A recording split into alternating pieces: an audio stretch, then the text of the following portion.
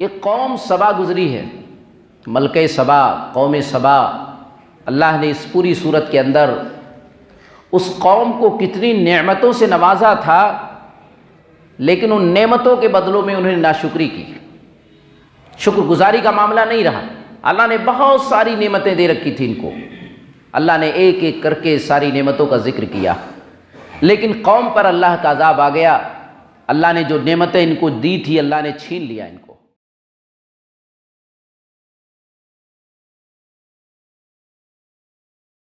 اگر آپ نے کوئی مصیبت اور پریشانی آئی، بلا آئی، اس پر برداشت بھی کیا، اللہ نے ڈالا ہے، اللہ کی طرف سے ہے، اپنی زبان سے شکوے شکایت جزا فضا بھی نہیں کیا، اور آپ کے جو اعضاء ہیں باڈی کے، جسم کے، آپ نے ان باڈی اعضاء سے بھی اس کا اظہار نہیں کیا کسی طریقے سے، تو گویا کہ آپ نے صبر اپنایا ہے، صبر کو لیا ہے۔ یہ صبر کا مفہوم ہے۔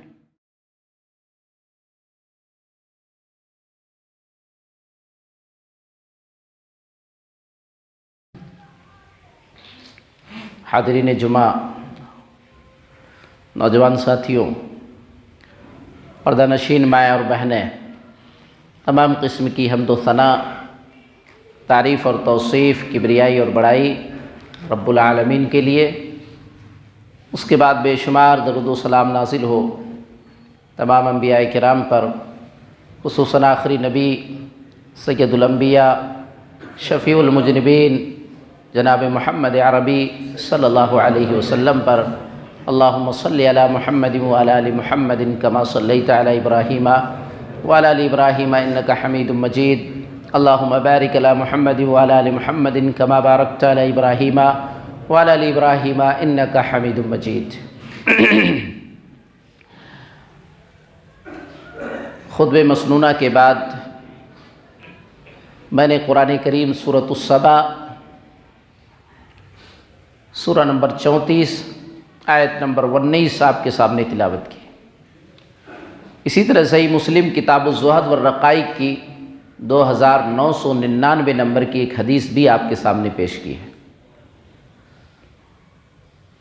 آج کے خطبہ جمعہ کا جو موضوع ہے وہ ہے صبر۔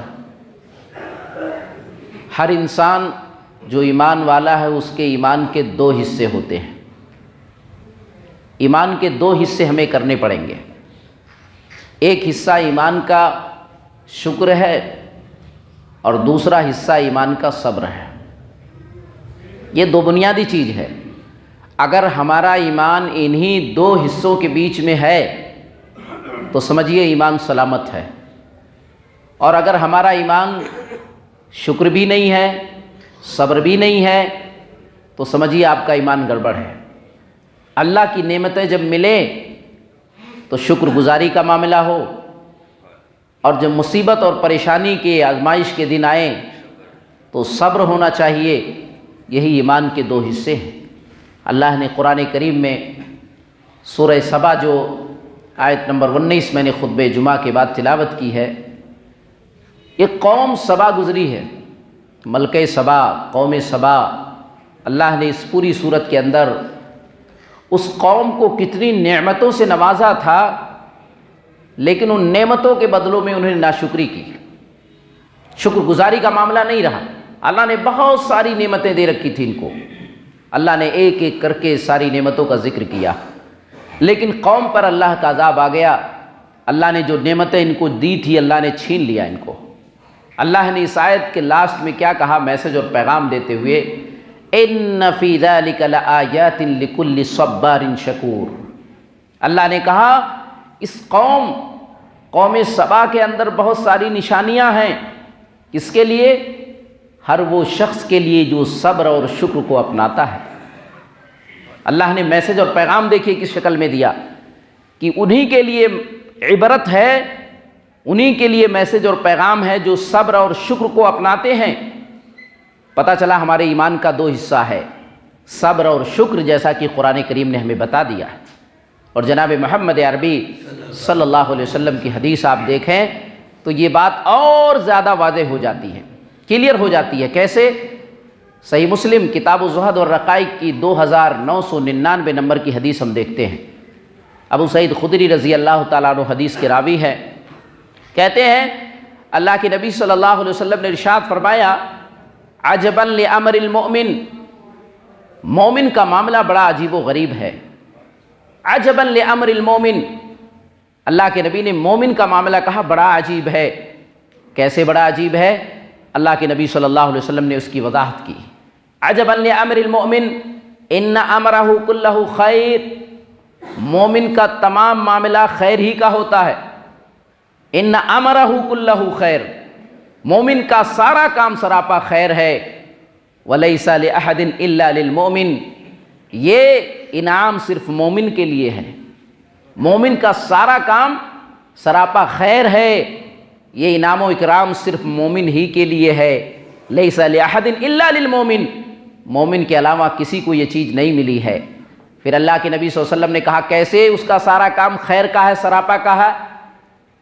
ان اصابتہ السراء شکر فکان خیرا لہ، اگر اسے کوئی خوشی پہنچتی ہے، کوئی اللہ کا انعام و اکرام اس پر ہوتا ہے، شکر گزاری کرتا ہے، فکان خیرا لہ، اس کے لیے خیر کا معاملہ ہو جاتا ہے یہ اللہ کا انعام و اکرام اس کے لیے خیر بن جاتا ہے۔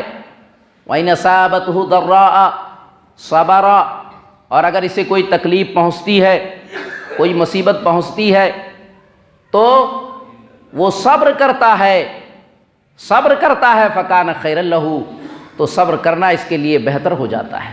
غور کیجئے کہ مومن کی دو ہی حالتیں ہوں گی، یا تو اس کی زندگی میں شکر، یا تو اس کی زندگی میں صبر۔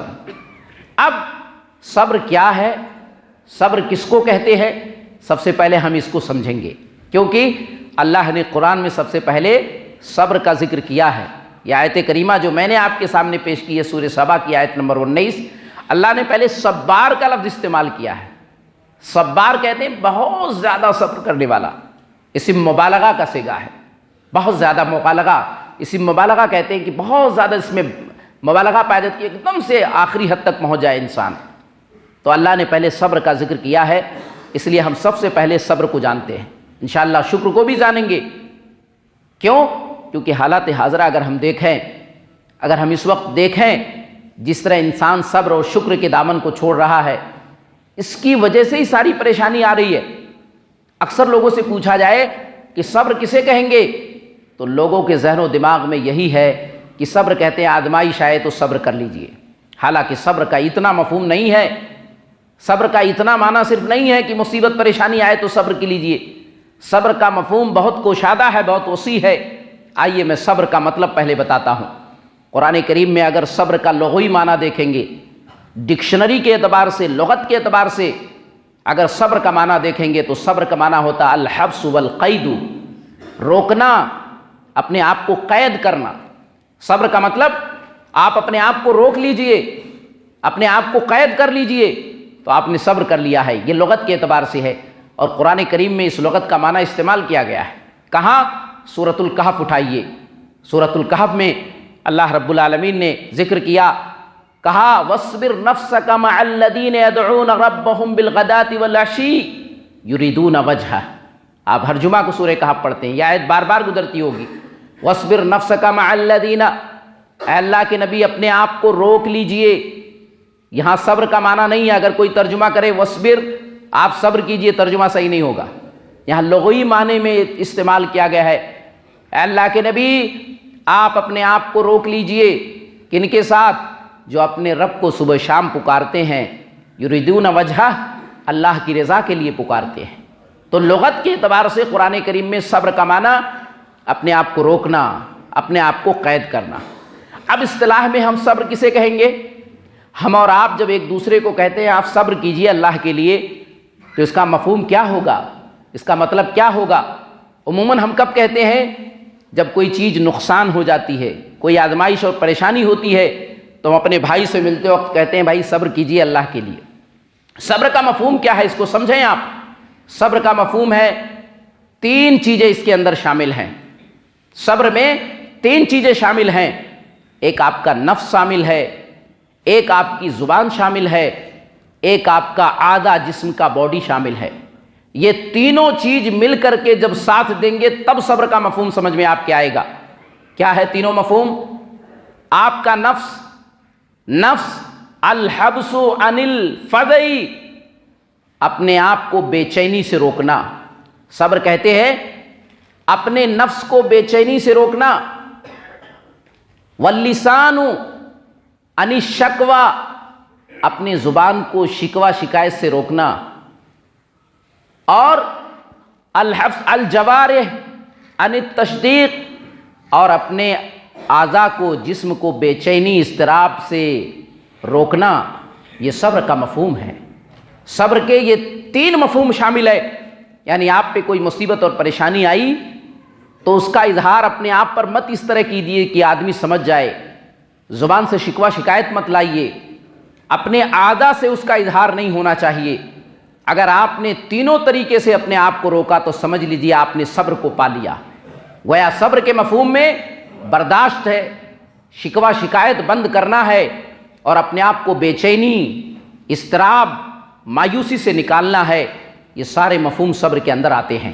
گویا کہ اگر آپ نے کوئی مصیبت اور پریشانی آئی، بلائی، اس پر برداشت بھی کیا، اللہ نے ڈالا ہے، اللہ کی طرف سے ہے، اپنی زبان سے شکوے شکایت جزا فضا بھی نہیں کیا، اور آپ کے جو اعضاء ہیں باڈی کے، جسم کے، آپ نے ان باڈی اعضاء سے بھی اس کا اظہار نہیں کیا کسی طریقے سے، تو گویا کہ آپ نے صبر اپنایا ہے، صبر کو لیا ہے. یہ صبر کا مفہوم ہے. صبر، جس کو صبر مل جائے دنیا کی سب سے بہترین چیز اسے مل جاتی ہے. صبر بہترین عطیہ ہے، بہترین تحفہ ہے. ہر ایک کو صبر نہیں ملتی ہے. اللہ کے جانب سے جسے صبر مل جائے سمجھ لیجیے اسے بہترین چیز مل گئی ہے. آئیے صحیح مسلم کتاب الزکوٰۃ کی ایک حدیث اس سلسلے میں دیکھتے ہیں، بات واضح ہو جائے گی. اللہ کے رسول صلی اللہ علیہ وسلم کے پاس انصاری آئے. صحیح مسلم کتاب الزکوٰۃ کی 1053 نمبر کی روایت ہے. اللہ کے رسول صلی اللہ علیہ وسلم کے پاس کچھ انصاری صحابہ آئے. ان ناسا من الانصار، انصاری آئے، مہاجر جو مکہ سے گئے تھے ہجرت کر کے، اور انصاری جو مدینے میں تھے جنہوں نے مسلمانوں کی مدد کی، ان کو انصاری کہتے ہیں. انصار صحابہ اللہ کے نبی صلی اللہ علیہ وسلم کے پاس آئے. اللہ کے نبی صلی اللہ علیہ وسلم سے انہوں نے کچھ مانگا. اللہ کے نبی مجھے یہ چیز دیجئے. فَأَعْطَاهُمْ، حدیث کے الفاظ ہے اللہ کے نبی نے انصار نے مانگا نہ انصار کو دے دیا. ثُمَّ سَأَلُوهُ، انصار نے پھر مانگا، اللہ کے نبی صلی اللہ علیہ وسلم نے پھر دے دیا.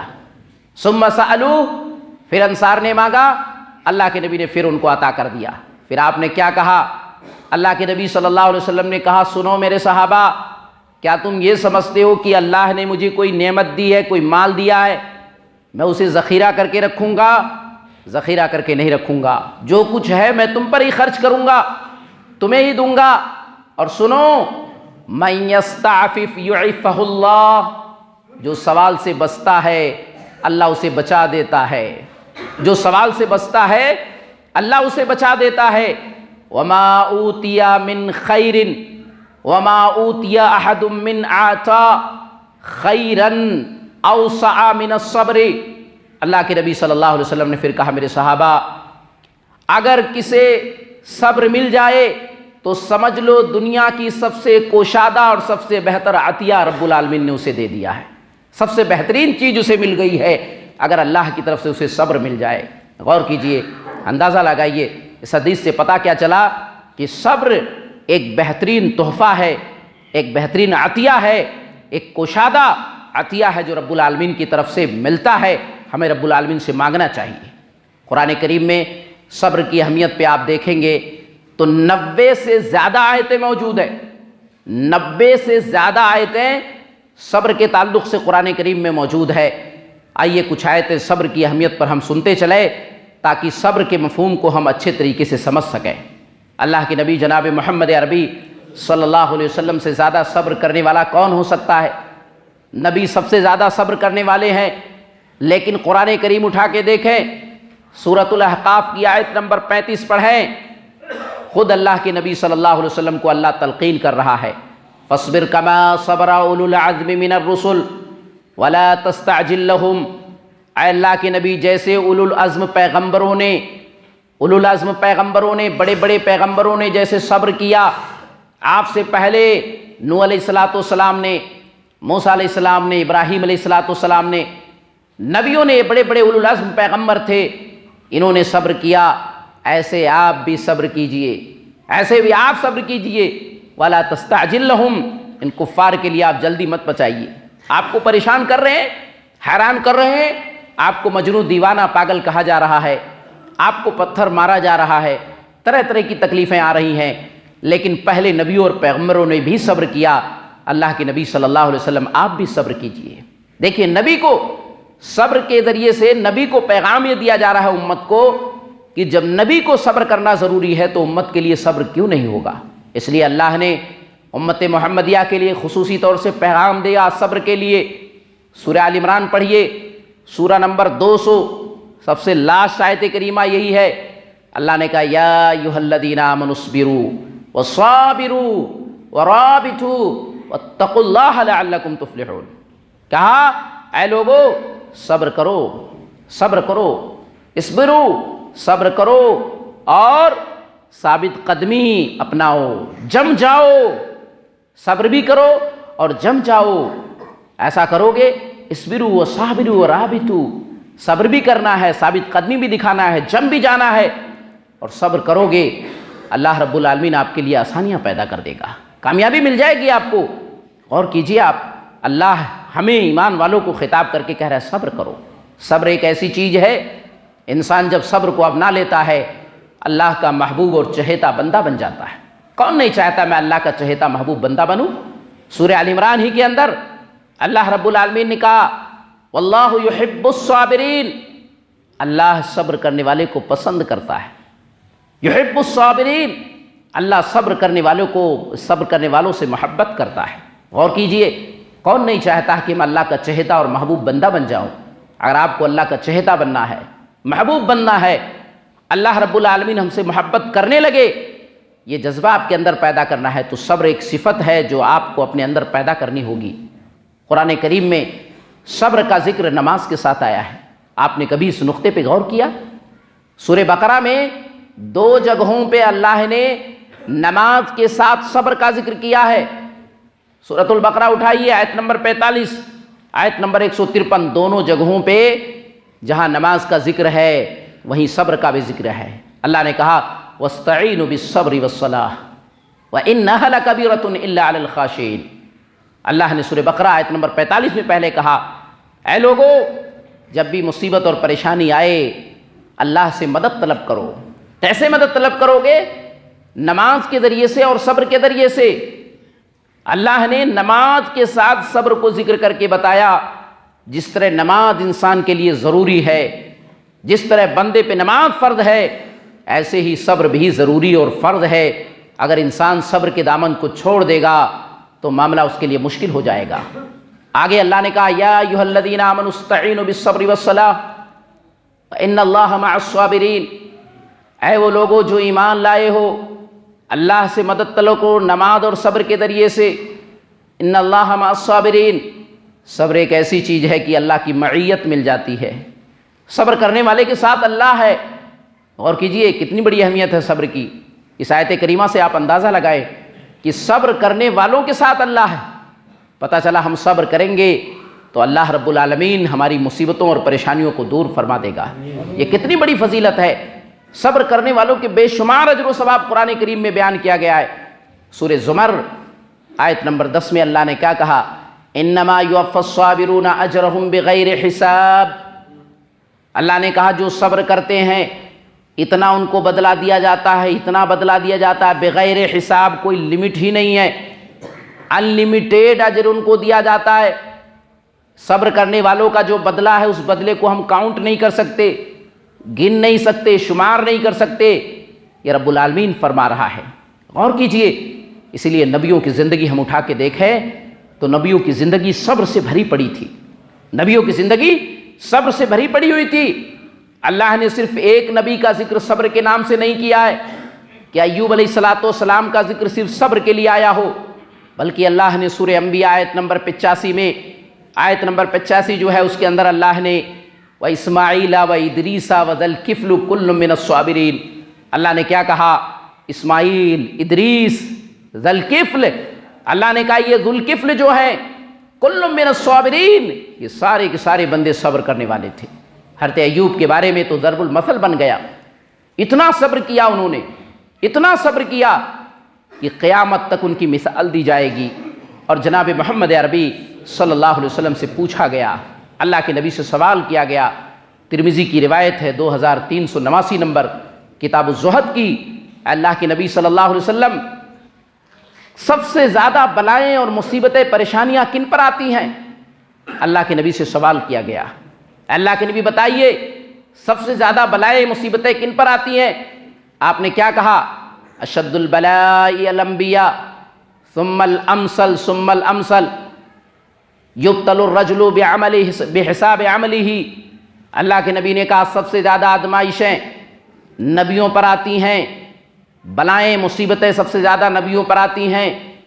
اس کے بعد جو اللہ کے زیادہ قریبی بندے ہوتے ہیں اور زیادہ قریبی بندے اللہ کے ہوتے ہیں ان پر آتی ہے. اور پھر آدمی کو اس کے عمل کے اعتبار سے آزمائش میں ڈالا جاتا ہے. اگر اس کی آزمائش، اس کا عمل بہت اچھا ہے تو آزمائش بھی بڑی ہوگی، عمل تھوڑا کمزور ہے تو آزمائش بھی ہلکی ہوگی. لیکن جس کی آزمائش دنیا میں ہو جاتی ہے، آزمائشوں میں جس کی زندگی گزرتی ہے، اس کا معاملہ یہ ہے جب اللہ کے ہاں جاتا ہے ما علیہ خطیہ، سارے گناہ دنیا میں اس کے ختم اور مٹ جاتے ہیں. اللہ کے پاس بغیر خطا اور گناہوں کے جا کے ملاقات کرتا ہے. غور کیجئے حضرت ایوب علیہ السلام کو اللہ نے نمونہ بنا دیا رہتی دنیا تک کے لیے کہ سب سے زیادہ بلائیں نبیوں پر آتی ہیں. آپ دیکھیں ایوب علیہ السلام کی زندگی 15 سال، 16 سال، 18 سال، 23 سال، الگ الگ مفسرین کی رائے ہیں کہ ایک لمبی مدت تک بیماری ان کو پکڑے رہی. لمبی مدت تک، آپ سال کی کاؤنٹنگ کو بھول جائیں، یہ تو مفسرین کے اپنے اقوال ہیں، لیکن آپ دیکھیں کہ ایک لمبی مدت تک ایوب علیہ السلام بیمار رہے. اور بیماری ایسی کہ سارے لوگوں نے اپنے اپنے راستے لے لیا. ایک بیوی تنہا واحد، اس نے ہر حال میں اپنے شوہر کا ساتھ دیا. ایوب علیہ السلام کبھی اپنے زبان سے شکوہ نہیں کر رہے ہیں، کبھی اپنے جسم اور عادہ سے اس کا اظہار نہیں کر رہے ہیں، کبھی بے چینی و اضطراب کا اظہار نہیں کر رہے ہیں. مکمل صبر جسے کہتے ہیں، اس صبر کو ایوب علیہ السلام نے اپنایا. اور اس کے بعد اللہ سے دعا کی انہوں نے. دیکھیے اللہ سے دعا کرنا یہ شکوہ شکایت نہیں ہے. صبر میں اللہ سے اگر آپ دعا کرتے ہیں، اپنی مصیبت اور پریشانی کو اللہ سے کرتے ہیں، انما اشکو بثی وحزنی الی اللہ، تو یہ شکوہ شکایت نہیں کہیں گے. لوگوں سے جب کہیں گے پھریں گے تو یہ شکوہ شکایت میں یہ چیز شامل ہوگی. اللہ سے اپنی پریشانی کو بیان کر کے روئیں گے، گر گرائیں گے تو یہ صبر کے خلاف نہیں ہے. انہوں نے اللہ سے دعا کی. کیا دعا کی؟ آپ سورہ انبیاء اٹھا کر کے دیکھیں، آیت نمبر 83 میں اس دعا کا ذکر ہے، انی مسنی الضر وانت ارحم الراحمین. یہی مختصر اور جامع دعا کی. انی مسنی الضر، اے اللہ مجھے جو تکلیف پہنچی ہے یہ شیطان کی وجہ سے ہے. دوسری جگہ قرآن میں وضاحت ہے کہ شیطان ہی کی وجہ سے یہ تکلیف مجھے پہنچی ہے. اے اللہ تو جانتا ہے تو ارحم الراحمین ہے، جتنے مہربان کرنے والے لوگ ہیں ان میں سب سے زیادہ ارحم تو ہے، تجھ سے زیادہ مہربان کوئی ہے ہی نہیں. یہ کہا فاستجبنا لہ، اللہ نے کہا ہم نے ان کی دعاؤں کو قبول کر لیا. ان کی دعا قبول ہو گئی اور اللہ نے ایک جو ہے ان کے پیر کے پاس پانی کا نہر جاری کر دیا. کہا مارو اپنے ارکض برجلک، اپنے پیر کو مارو. اللہ نے وہاں سے پانی جاری، کہا نہاؤ، کھاؤ، پیو. نہایا، پیا، اللہ نے ساری بیماری ٹھیک کر دی.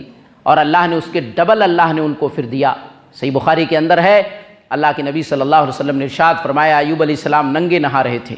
ننگے نہا رہے ہیں، لوگوں کے سامنے نہیں، تنہا کہیں ننگے نہا رہے ہیں. اتنے میں آسمان سے سونے کی ٹڈیاں گرنے لگی. آسمان سے سونے کی ٹڈیاں گرنے لگی. ایوب علیہ السلام جلدی جلدی اپنے کپڑے میں سمیٹنے لگے، لینے لگے.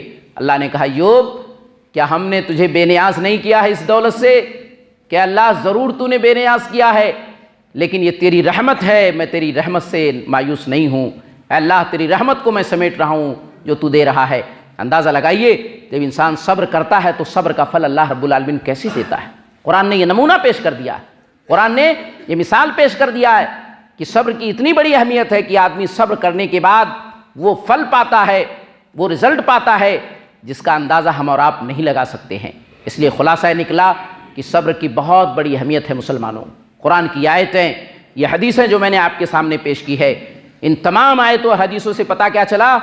ہماری زندگی میں صبر ہونا چاہیے، ہماری زندگی میں شکوہ شکایت نہیں ہونا چاہیے، ہماری زندگی میں اللہ کی ذات پر بھروسہ اور توکل ہونا چاہیے، ہر حال میں ہمیں صبر کا دامن پکڑ کے رکھنا چاہیے، کبھی بے صبری کا مظاہرہ نہیں کرنا چاہیے۔ اب صبر کن کن چیزوں میں ہے، صبر ہم کریں گے تو مزید فائدے اور ثمرات ہمیں کیا ملیں گے، انشاءاللہ آنے والے خطبہ جمعہ میں اس کی وضاحت کی جائے گی آپ کے سامنے۔ میں اپنی باتوں کو ہی سمیٹتا ہوں، رب العالمین سے دعا کرتا ہوں جو بھی باتیں میں نے کہی ہے اللہ کہنے سننے سے زیادہ ہمیں ان باتوں کو سمجھنے اور عملی زندگی میں اسے نافذ کرنے کی توفیق عطا فرما۔ اللہ زندگی کے ہر موڑ پہ ہمیں کتاب و سنت کے مطابق چلنے کی توفیق عطا فرما۔ اے اللہ اگر ہم سے کوئی غلطی اور گناہ ہو رہے ہیں، رب العالمین تو غفور و رحیم ہے، اللہ ہمارے گناہوں کو خطاؤں کو معاف فرما دے۔ اے اللہ جو بھی بلا مصیبت پریشانی دنیا میں نازل ہو رہی ہے، اے اللہ تمام بلاؤں پریشانیوں مصیبتوں سے ہماری حفاظت فرما لے۔ رب العالمین دنیا میں کہیں بھی مسلمان ہیں، پریشان ہیں، مصیبت میں پھنسے ہوئے ہیں، اللہ تو غیبی مدد فرما ان کی۔ اللہ تو ہم پر رحم و کرم کا معاملہ کر دے۔ اللہ ہم خطا کار ہیں، گنہگار ہیں، بے شمار غلطیاں ہم سے ہو رہی ہیں، لیکن اللہ تیری رحمت سے مایوس نہیں ہیں۔ اللہ تو رحم و کرم کا معاملہ ہم پر کر دے۔ اے اللہ جب ہمارا آخری وقت ہو، ہماری زبان سے کلمہ لا الہ الا اللہ جاری اور ساری ہو۔ اے اللہ قبر کی منزل بہت کٹھن بہت مشکل ہے، اللہ قبر کے عذاب سے ہمیں بچا لے۔ اے اللہ آخرت کی منزل کی پہلی سیڑھی قبر ہے، اے اللہ قبر میں بہت ساری مصیبتیں پریشانیاں آنے والی ہیں۔ اللہ ہمارے آباء و اجداد جو قبر میں ہیں ان کی قبر کو نور سے منور کر دے، ان کی لغزشوں کو خطاؤں کو گناہوں کو معاف فرما دے۔ اے اللہ میدان حشر کی تمام گھڑیوں سے ہمیں نجات دے دے۔ اے اللہ نبی صلی اللہ علیہ وسلم کے ہاتھوں سے ہمیں حوض کوثر کا پانی عطا فرما۔ اللہ ہمارا رزق قیامت کی نہ ہمیں سیدھے ہاتھ میں تھما۔ اے اللہ ہم تمام لوگوں کو جنت الفردوس میں جگہ دے۔ اے اللہ ہمیں جنت الفردوس میں جگہ دے۔ اے اللہ ہمیں جنت الفردوس میں جگہ دے۔ اے اللہ ہمیں جہنم کے عذاب سے بچا۔ اللہ ہمیں جہنم کے عذاب سے بچا۔ اللہ ہمیں جہنم کے عذاب سے بچا۔ آمین۔ وآخر دعوانا الحمد للہ رب العالمین۔